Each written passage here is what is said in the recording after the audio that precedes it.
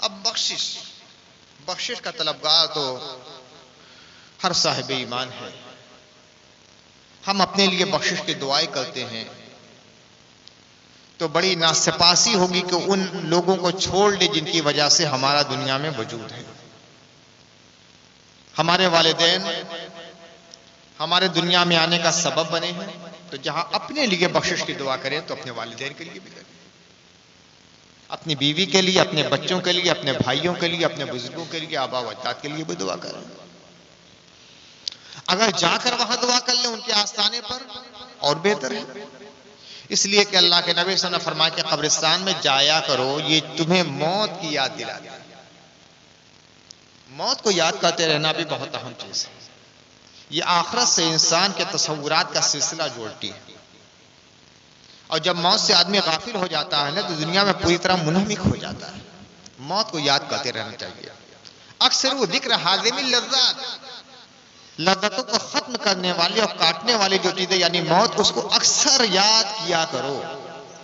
تو فرمایا گیا کہ قبروں پر جایا کرو، قبروں پر جایا کرو، یہ تمہیں موت کی یاد دلاتے ہیں کہ جہاں یہ ہے نا قبر کی تاریکی میں، تنہائی میں، خلوت میں کوئی موجود نہیں، وہاں ہمیں بھی آنا ہے. جب اس کو بار بار یاد کرو گے، احساس جاگے گا، تو اپنی موت کو یاد کرو گے تو استغفار کرو گے، گناہ سے بچو گے، نیک کام کرتے رہو گے، آخرت کو یاد کرو گے، اللہ سے اپنا راستہ مضبوط کرو گے. تو جب یہ رات استغفار کی رات ہے، اپنے لیے، اپنے آبا و اجداد کے لیے، دادا دادی نانا نانی کے لیے، بزرگوں کے لیے، علاقے کے بزرگوں کے لیے، اپنے والدین کے لیے، اپنے گھر کے مرحومین کے لیے، اپنے علاقے کے جو اولیاء کرام ہیں ان کے لیے، تو ان کے آستانوں پر، ان کے مزارات پہ، ان کے قبرستان پر جا کر دعا کر لینا بہت بہتر ہے. تاکہ ایک طرف تو یہ فائدہ ہو کہ ہوتا ہے کہ یہ ہے نا کہ اللہ کے رسول نے فرمایا کہ جب کوئی آدمی کسی قبر کے پاس جاتا ہے، دعائیں خیر کرتا ہے، تو اس کے وجود کو وہ محسوس کرتے ہیں، اور ایک طرح کی انہیں ایک سکون ملتا ہے، سکون کا احساس انہیں ہوتا ہے.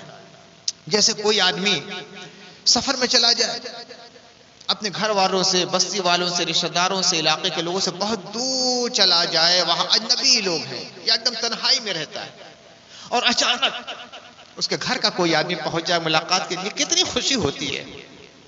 تو اسی طرح ہمارے یہ بزرگ ہیں جو آج قبروں میں آرام کرتے ہیں، جب ان کے گھر کے لوگ ان کے پاس پہنچتے ہیں نا اور ان کے وجود کو جب محسوس کرتے ہیں کہ میرے پاس آئے، تو بڑی خوشی ہوتی ہے. ہماری خوشیوں کے لیے نہ جانے کیا کیا انہوں نے کیے، آج قبر میں خوشی کے لیے ہمیں بھی تو کرنا چاہیے.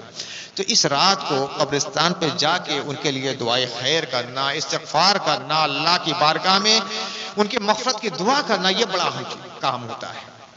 میں ایک زمانے سے تقریباً میں سمجھتا ہوں 32-33 سال سے میں مسلسل جمعہ پڑھا رہا ہوں، تقریر کر رہا ہوں، اور نہ جانے کئی ہزار تقریریں میری ہو چکی ہوں گی. جب بھی شب برات کا مہینہ آیا میں نے ہمیشہ تقریر کی. دیکھیے فضولیات سے بچیے. الحمدللہ 30 سال کے عرصے میں محنت بڑی برابر ثابت ہوئی. پٹاخہ بازی، آتش بازی، یہ سب چیزیں تو ختم ہو گئیں اس رات میں، لیکن ایک قباحت ہے ابھی. وہ یہ کہ میں دیکھ رہا ہوں کہ رات کو نہیں تو دن کو شروع ہو جاتے ہیں کہ ارے بڑی اچھی رات ہے، بڑی رحمت والی رات ہے، بڑا گناہ ہوگا اس رات کو نہیں، یعنی دن کو بڑا ثواب ملے گا. خوب پٹاخہ بازی کریں، دن کو نہیں. پٹاخہ بازی کرنا ہی غلط ہے، چاہے دن کو ہو یا رات کو، چاہے جمعہ کو ہو یا بدھ کو. پٹاخہ بازی کسی بھی موقع پر، چاہے جیت کے موقع پر ہو یا ہار کے موقع پر ہو یا شادی کے موقع پر ہو یا شب برات میں یا چاند ہونے پر ہو یا عید کے موقع پر ہو، پٹاخہ بازی ہی غلط ہے.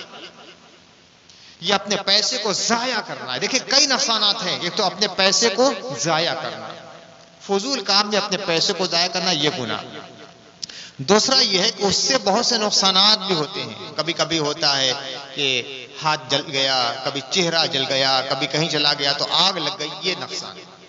تیسرا ایک بہت بڑا نقصان ہے، یہ ہے کہ فضا میں بدبو پھیلتی ہے اور فرشتے خوشبو کو پسند کرتے ہیں. جہاں بدبو رہتی ہے وہاں سے فرشتے دور ہو جاتے ہیں. اب شادی کی تقریب ہے، وہاں بدبو پھیلا دی. بدبو جہاں ہوتی ہے وہاں شیطان آتا ہے، خوشبو جہاں ہوتی ہے وہ فرشتہ رحمان آتا ہے. تو خوشبو پھیلائیے، بدبو مت پھیلائیے. اسی لیے قبرستان پر کوئی گندی چیز اور بدبودار چیز لے کر نہیں جاتے. گلاب کی مالا لے کر جاتے ہیں کہ گلاب کی خوشبو رہ جائے. اگر بتی سلگا دیتے ہیں کہ خوشبو ہو جائے. مگر ہمیشہ کہا، پھر کہتا ہوں، اب تو بہت کمی آگے، مگر کچھ ہے، وہ کچھ بھی ختم ہونا چاہیے. کچھ لوگ جا کے قبر پر اگر بتی موم بتی کاٹ لیتے ہیں، قبر والوں کو اس سے عذاب ہوتا ہے. فرمایا اللہ کے نبی صلی اللہ علیہ وسلم مختلف متعدد احادیث ہیں کہ حضور نے فرمایا کہ قبر کو آگ کی چیزوں سے دور رکھو، آگ کی کوئی چیز قبر کے قریب نہیں ہونا چاہیے۔ جو قبر میں آرام فرما رہے ہیں نا، اس کی تپش محسوس کرتے ہیں۔ اللہ نے تو ان کے اعمال صالحات کی بنا پر اسے جنت کا باغ بنا دیا ہے۔ یہ آگ جو ہے یہ تو جہنم کا حصہ ہے نا، اس کو قبر سے دور رکھو، نہ اگربتی نہ موم بتی، کچھ نہیں ڈالنا ہو تو جا کے چند پھول رکھ دو۔ اللہ کے نبی صلی اللہ علیہ وسلم فرماتے ہیں کہ یہ ٹہنیاں جب تک سبز و شاداب ہوتی ہیں اور قبر پر اگر ان کا وجود رہتا ہے تو یہ تسبیح پڑتی رہتی ہیں اور صاحب قبر کو اس کا ثواب ملتا رہتا ہے۔ حضور یہ قبر کے پاس سے گزر رہے تھے، دو قبریں تھیں۔ حضور نے فرمایا کہ ان قبر والوں کو عذاب دیا جائے، قبر والوں کو عذاب۔ مصطفیٰ کی نگاہ ہے، قبر کے اندر آدمی سویا ہوا ہے، فرمایا کہ قبر والوں کو عذاب دیا جا رہا ہے۔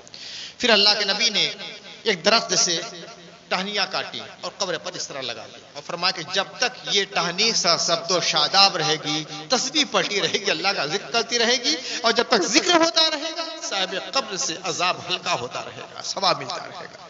تو اسی لیے بزرگان دین کے قبروں پر ہم لوگ پھول ڈال دیتے ہیں۔